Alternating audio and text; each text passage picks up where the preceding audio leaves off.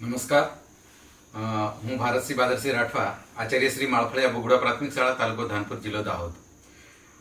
સરકારશ્રીના ચાલુ વર્ષે વર્ષ 2024માં રાજ્યના શ્રેષ્ઠ શિક્ષક પારિતોષિક વિજેતા માટે મારી પસંદગી થતાં આનંદની લાગણી અનુભવું છું. શિક્ષક તરીકેના 25 વર્ષ ઉપરના કાર્યકાળ દરમિયાન અમારી શૈક્ષણિક સફરની અંદર મારા લેખાજોખાની વાત કરું તો મારા અંડરની અંદર રમતગમત ક્ષેત્રે 30 જેટલા ખેલાડીઓએ નેશનલ લેવલે ગુજરાતનું પ્રતિનિધિત્વ કરી અને ગુજરાતનું નામ રોશન કરેલ છે. જે પૈકી 2 ખેલાડીઓ સમગ્ર ભારતની અંદર ગોલ્ડ મેડલ મેળવી અને દેશનું ગૌરવ વધારેલ છે. એક ખેલાડી ઓલ ઇન્ડિયા સિલ્વર મેડલ છે. જે ખેલાડીઓ આજે આર્મીની અંદર નોકરી કરી રહ્યા છે. અમુક ખેલાડીઓ કોચ તરીકેની નોકરી કરી રહ્યા છે. અમુક ખેલાડીઓ પોલીસ તરીકે નોકરી કરી રહ્યા છે. રમતગમતની સાથે સાથે શાળા લેવલે કોમન એન્ટ્રન્સ ટેસ્ટની અંદર ખૂબ સારા પરિણામો છે. ગયા વર્ષે 17માંથી 7 બાળકો મેરિટમાં આવતા હાલમાં આ બાળકો જ્ઞાન શક્તિ રેસિડેન્શિયલ સ્કૂલ લીમખેડા ખાતે અભ્યાસ કરી રહ્યા છે. ચાલુ વર્ષે 8માંથી કુલ 6 બાળકો કટ ઓફ માર્ક્સમાં આવી અને એ પણ જે તે શાળાની અંદર એડમિશન લેવાના છે.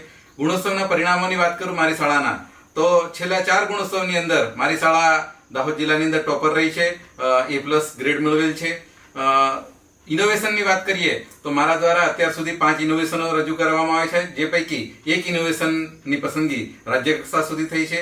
વાર્તા કથન સ્પર્ધામાં મારી સ્કૂલની દીકરી તાલુકા, જિલ્લા અને ઝોન કક્ષાએ ઉત્તમ દેખાવ કરી અને રાજ્ય કક્ષા સુધી ગયેલ છે. રિસર્ચ પેપર પ્રેઝન્ટેશન કોન્ફરન્સમાં હું પોતે જિલ્લા કક્ષા, ઝોન કક્ષાએ પ્રથમ નંબર આવી અને રાજ્ય કક્ષા સુધી પહોંચેલ છે. શાળા વિકાસની વાત કરું તો ગામ લોકોના માધ્યમથી, લોક ભાગીદારીના માધ્યમથી લગભગ 6 લાખ જેવી માતબર રકમ ભેગી કરી અને શાળા વિકાસની અંદર એનો ખૂબ મોટા પાયે ઉપયોગ કરેલ છે. શાળાની અંદર 212 જેટલા ઝાડવાઓનું વાવેતર કરેલું છે, જે પૈકી 20 પ્રકારના ફળાઉ ઝાડવાનું વાવેતર કરેલું છે, જેમાં હાલમાં 13 પ્રકારના ફળો શાળા પરિસરની અંદર ઉપલબ્ધ છે.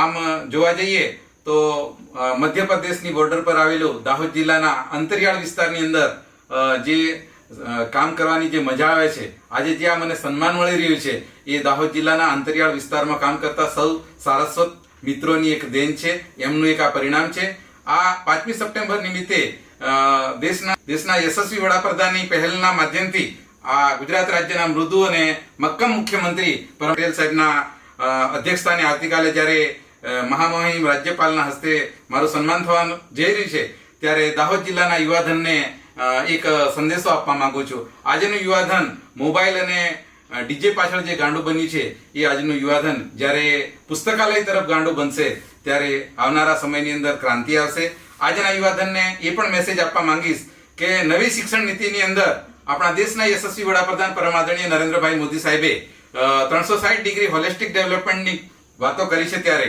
બાળક ભણે, સાથે ગણે, કેળવણી પામે અને આર્થિક ઉપાર્જન તરફ બાળક જાય. આજે બેરોજગારો ખૂબ વધતા જાય છે, પરંતુ નવી શિક્ષણ નીતિની અંદર આપણા આદરણીય યશસ્વી વડાપ્રધાન નરેન્દ્રભાઈ મોદી સાહેબે આ વ્યવસાયલક્ષી શિક્ષણની પહેલ કરી છે. ત્યારે આજના યુવાધનને આ દિશા તરફ પણ જવા માટે મારો સંદેશો છે. અસ્તુ. જય હિન્દ, જય ભારત.